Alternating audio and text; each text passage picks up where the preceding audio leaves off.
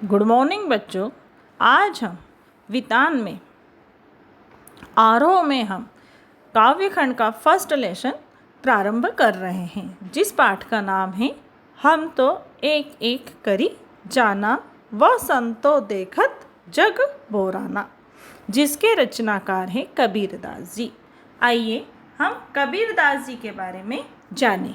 कबीरदास जी का जन्म सन 1398 में लहरतारा नामक स्थान वाराणसी उत्तर प्रदेश में हुआ था। ये भक्ति काल की निर्गुण शाखा के कवि थे। इनकी प्रारंभिक शिक्षा का कोई साक्ष्य प्राप्त नहीं है। अपनी शिक्षा के विषय में इन्होंने स्वयं लिखा है कि शिक्षा पुस्तकीय ज्ञान की अपेक्षा अनुभवी ज्ञान से ज़्यादा प्राप्त होती है। वह अनुभवी ज्ञान को सर्वोपरि मानते थे। उनकी रचनाओं में सिद्ध और सूफी संतों का प्रभाव स्पष्ट दिखाई देता है। वे एक ईश्वर को मानते थे। वे कर्मकांड, मूर्ति पूजा, जाति व धर्म के आधार पर किए जाने वाले भेदभावों के सख्त विरोधी थे। उनका अपनी भाषा पर पूर्ण अधिकार था। उन्होंने जैसा चाहा वैसे अपनी भाषा का प्रयोग किया। उन्होंने इसी गुण के कारण उन्हें, जैसे द्विवेदी जी ने उन्हें वाणी का डिक्टेटर कहा है। उनकी प्रमुख रचनाओं में बीजक संग्रह प्रमुख है। सन 1518 में महान कबीरदास जी की ही मृत्यु हो गई। आइए हम जानें इस पाठ के माध्यम से, इस कविता के माध्यम से वे क्या कहना चाहते हैं। पहले हम पाठ की रूपरेखा के बारे में जानें। काव्यांश का जो पहला काव्यांश है उसमें कबीरदास जी ने बर्तन, लकड़ी आदि के विभिन्न उदाहरणों के माध्यम से ईश्वर को अद्वैत बताया है। संसार की प्रत्येक वस्तु में हमें ईश्वर की ही व्याप्ति दिखाई देती है। कबीरदास जी ने आत्मा और परमात्मा को एक ही बताया है तथा दूसरे और तीसरे काव्यांश में कबीरदास जी ने बाह्य आडंबरों का विरोध किया है। ईश्वर की प्राप्ति बाह्य आडंबरों के माध्यम से पूर्णतः असंभव है। उन्हें तो केवल अंतर आत्मा के द्वारा ही प्राप्त किया जा सकता है। आइए हम यह पंक्तियां प्रारंभ करते हैं। पद 1। हम तो एक एक करी जाना, दोई कहे तिन्ही को, दो जन जिन नाहिन पहचाना, एके पवन एक ही पानी, एके ज्योति समाना, एके खाक गड़े सब भांडे, एके कोहरा साना, जैसे बाड़ी काष्ठ ही काटे, अगिनी कटे न कोई, सब घटी अंतरी तू ही, व्यापक धरे स्वरूपे सोई, माया देखी के जगत लुभाना, काहे रे नर गरबाना, निर्भय भया कछु नहीं, व्यापे कहे कबीर दीवाना। आइए इन पंक्तियों का अर्थ समझने से पहले हम कुछ इनके कठिन शब्दों का अर्थ समझें। एक का मतलब होता है परमात्मा। दो, तीन का मतलब होता है दो, तीन। दो जन यहाँ बताया गया है। फिर दो जन का मीन्स होता है नरक। नाहिन मीन्स नहीं। ज्योति प्रकाश। समाना मीन्स समाहित। बाड़ी मीन्स बड़ाई, जो बड़ाई का काम करते हैं। कास्ट मीन्स लकड़हारा। अग्नि मीन्स अग्नि, आग। घटी मीन्स घड़ा। अंतरी मीन्स हृदय, भीतर। अंदर धरे मीन्स रखे।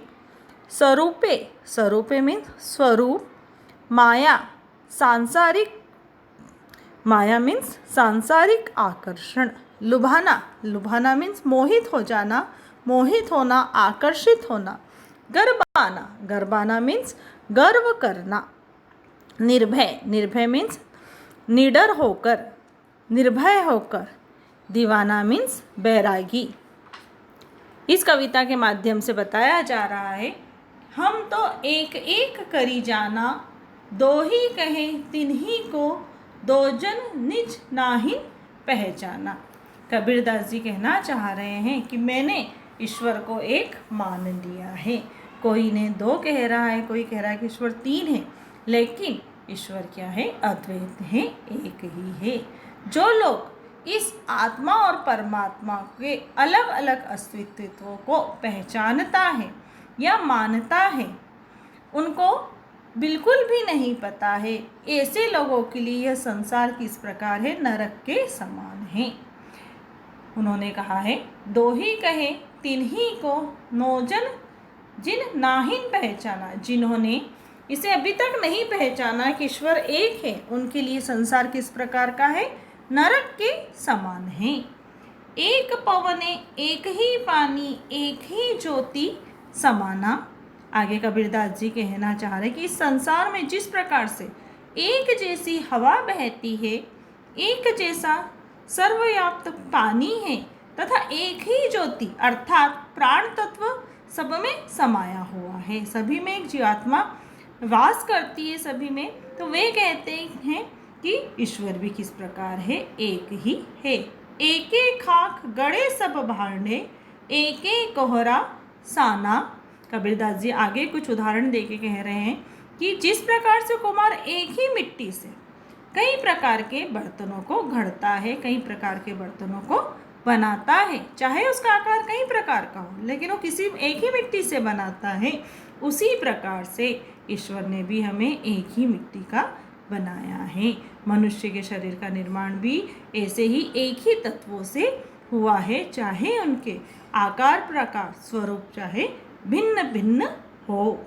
जैसे बाड़ी काष्ठ की काटे, अग्नि काटे न कोई। कबीरदास जी आगे और उदाहरण देके समझाना चाह रहे हैं कि जिस प्रकार से एक ही बढ़ई लकड़ी को काट सकता है, एक ही लकड़हारा लकड़ियों को काट सकता है, लेकिन उस लकड़ी में क्या व्याप्त होती है? अग्नि। और हम लकड़ी का यूज़ किया जाए तो कई प्रकार का यूज़ होता है, लेकिन हम उसे अग्नि में आग जलाने में भी प्रयोग करते हैं। तो कबीरदास जी यहाँ कह रहे हैं कि जिस प्रकार से लकड़ी में अग्नि निहित होती है, अग्नि उसमें क्या होती है? व्याप्त होती है, उसे कोई नहीं काट सकता। अग्नि को हम लकड़ी से छीन सकते हैं क्या? नहीं छीन सकते। उसी प्रकार से परमात्मा भी सभी मनुष्य में क्या है? समाया हुआ है। सब घटी अंतरी तू ही, व्यापक धरे स्वरूपे सोई। कबीरदास जी कह रहे हैं कि हे मनुष्य, तो इस संसार के माया जाल में क्या हुआ है? फंसा हुआ है। वो उन्हें समझाते हैं कि तू इस झूठी माया जाल पर क्यों अहंकार करता है? तो क्यों इसमें अहंकार नहीं करना चाहिए? तेरा अहंकार किस प्रकार का है? निरर्थक है। सब घटी अंदर ही तू ही, व्यापक धरूपे सोई। इसी प्रकार तेरे शरीर के अंदर, आत्मा के अंदर क्या है? ईश्वर व्याप्त है। माया देखी के जगत लुभाना। आगे कबीरदास जी कह रहे हैं कि तू माया जाल में, इस संसार के माया जाल में फंसा हुआ है, और इसी झूठी माया जाल पर क्यों अहंकार कर रहा है? क्यों गर्व करता है? गर्वाना मीन क्यों गर्व करता है? ऐसा अहंकार क्या है? ऐसा गर्व क्या है? निरर्थक है। निर्भय भया कछु नहीं व्यापे, कहे कबीर दीवाना। अंत में कबीरदास जी कहना चाह रहे हैं कि प्रभु के से प्रेम करो। कबीरदास जी कहते हैं मनुष्य इस माया जाल में अर्थात सांसारिक आकर्षणों में आकर इतना मुक्त हो चुका है, इतना निर्भय हो चुका है कि उसे ईश्वर को याद ही नहीं करता। किसी भी प्रकार का कोई उसे भय नहीं सताता। ठीक उसी प्रकार कबीर भी अब निर्भय हो गए हैं। उन्हें अब कोई भय या डर नहीं है, क्योंकि उनके हृदय में तो प्रभु विद्यमान है, प्रभु समाये हुए हैं। पद 2। संतो देखत जग बोराना, साच कहो तो मारन धावे, झूठे जग पतियाना, नेमी देखा धर्मी देखा, प्रात करे स्नाना, आत्म मारी पाखा नहीं पूजे, उनमें कछु नहीं ज्ञाना, बहुतक देखा पीर ओलिया, पढ़े किताबे कुराना, के मुरीद तदबीर बतावे उनमें उहे जो ज्ञाना। आसन मारी डिम्बधारी बैठे मन में बहुत गुमाना। पीपर पाथर पूजन लागे तीरथ गर्व भुलाना। बोराना, बोराना मीन्स बुद्धि भ्रष्ट हो जाना, पगला जाना। साच, साच मीन्स सच। पतियाना, पतियाना मीन्स विश्वास करना। नेमी, नेमी मीन्स नियमों का पालन करने वाला। असनाना, असनाना मीन्स स्नान करना। आतम, आतम मीन्स स्वयं। पाख नहीं, पत्थरों की मूर्तियाँ, पाख नहीं मीन्स पत्थरों की मूर्तियाँ। पीर ओलिया, जो धर्म गुरु होते हैं, संत होते हैं, उन्हें क्या कहा गया है? पीर ओलिया कहा गया है। मुरीद, मुरीद मीन्स शिष्य, अनुगामी। तदबीर, तदबीर मीन्स उपाय। आसन मारी, ध्यान मुद्रा में बैठना। डिम्बधारी, डिम्बधारी मीन्स आडंबर करके, घमंड करके। गुमाना, गुमाना मीन्स अहंकार। पीपर, पीपर मीन्स पीपल का वृक्ष। पाथर, पाथर मीन्स पत्थर। आइए हम देखें कि कबीरदास जी इन पंक्तियों के माध्यम से क्या समझाना चाह रहे हैं। संतो देखत जग बोराना, साज कहो तो मारन धावे, झूठे जग पतियाना। कबीरदास जी कह रहे हैं कि भाई आडंबरों में वशीभूत होकर ईश्वर की प्राप्ति करने के लिए मनुष्य आज क्या हो गया है? संसार में आकर पागल हो गया है, उसकी मति मारी गई है। जो व्यक्ति सत्य का अनुसरण करता है, जो लोगों को वास्तविकता से परिचित कराना चाहता है, या जो परिचित कराता है, लोगों की वास्तविकता सच्चाई को बताता है, तो लोग उसे क्या करते हैं? पत्थर मारने को दौड़ते हैं। तथा जो व्यक्ति झूठे जग पतियाना, और जो व्यक्ति झूठी प्रशंसा करते हैं, झूठ बोलते हैं, लोगों के सत्य से गुमराह करते हैं, उनकी बात पर सब विश्वास कर लेते हैं, लोग सब क्या करते हैं? उनका प्रशंसा करते हैं। नेमी देखा धर्मी देखा, प्रात करे स्नाना। आत्म मारी पखा नहीं पूजे, उनमें कछु नहीं ज्ञाना। कबीरदास जी आगे बता रहे हैं कि मैंने ऐसे धर्म गुरु कई देखे हैं जो पाखंडी हैं, ढोंगी है। उनके बारे में अनेक लोग हैं जो नियमबद्ध होकर क्या करते हैं? धार्मिक परंपराओं का बड़ी निष्ठा से पालन करते हैं। प्रातःकाल उठकर स्नान करेंगे।